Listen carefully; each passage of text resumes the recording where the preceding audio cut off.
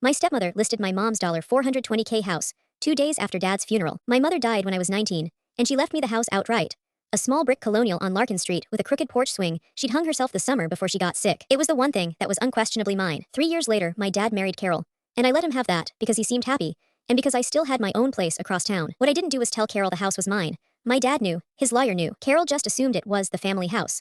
The way she assumed a lot of things, including that when my father's heart finally gave out last spring, everything under his roof would eventually funnel to her. I found out about the listing from my cousin Priya, who sent me a screenshot of a real estate app with a photo of my mother's kitchen, and the caption, "Charming colonial, motivated seller." Motivated. My father had been dead for 2 days. I called Carol. She picked up sounding almost cheerful. "Dana, honey, I know it's fast, but the market's good right now.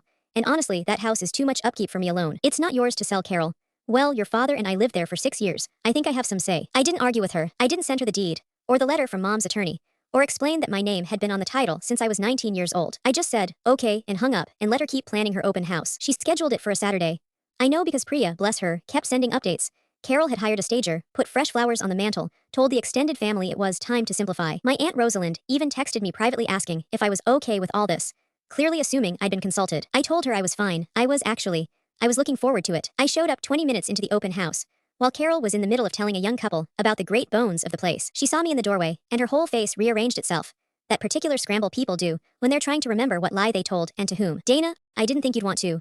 I brought the paperwork," I said, and set the folder on the kitchen island my mother had picked out the tile for. "Deeds in my name. Has been since I was 19. You're welcome to keep hosting, but I called the listing agent this morning and had it pulled." The couple looked between us with the specific horror of strangers, realizing they've wandered into a family's worst afternoon. Carol's mouth opened and closed twice before anything came out.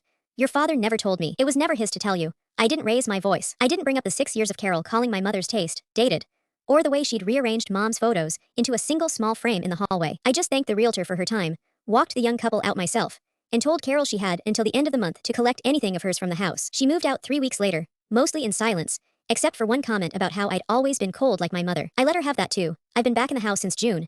The porch swing still needs oiling. I haven't gotten around to telling anyone at the next family dinner how the sale fell through. Priya already did that for me, apparently, in vivid detail. I just let people ask. I never told Carol I'd known about the listing from the first hour. I didn't have to.